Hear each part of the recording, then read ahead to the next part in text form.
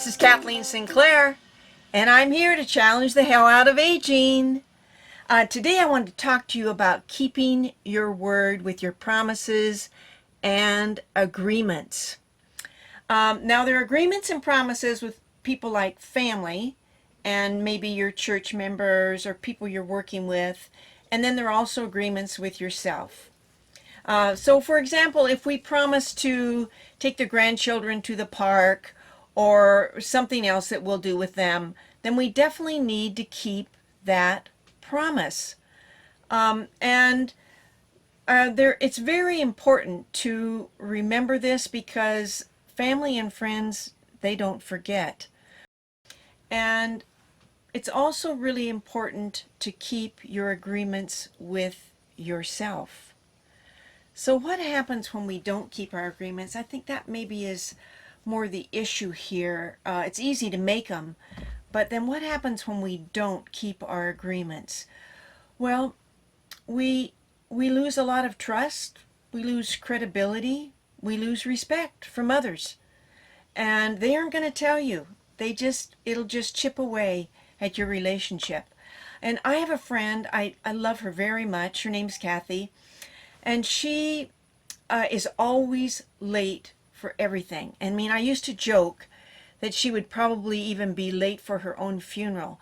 But you know, it really isn't a joke. And now I've just learned that if I really need to be someplace on time, I either don't go with her, I take my own car, or I just account knowing that she's going to be late. And I think that's too bad. But for ourselves, what happens is we lose power. We lose our own power. And there's a lot of self-doubt and confusion and guilt. And all these things, they just make us tired and anxious and feeling defeated. So I just have to say, don't do it. Now, here are 3 ways to keep your agreements. Don't make agreements you don't intend to keep. So that means you have to stop and think for a minute.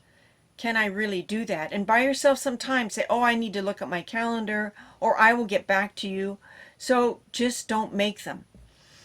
And another one is don't overcommit. That's something we all do because we haven't learned the fine art of saying no. So don't overcommit. And then another thing I found useful is to write your agreements down. And when you look at them, you go, whoa, I'm not going to be able to keep that one. Then you really immediately renegotiate right then and figure that all out. So have you ever had someone break an agreement with you? I mean, how does that feel? And have you found yourself committing to something you didn't even want to do? Is it time for you to renegotiate an agreement you don't want to do? Let me know in the comments. I'd love to hear your experience with this. Until next time, ta-ta!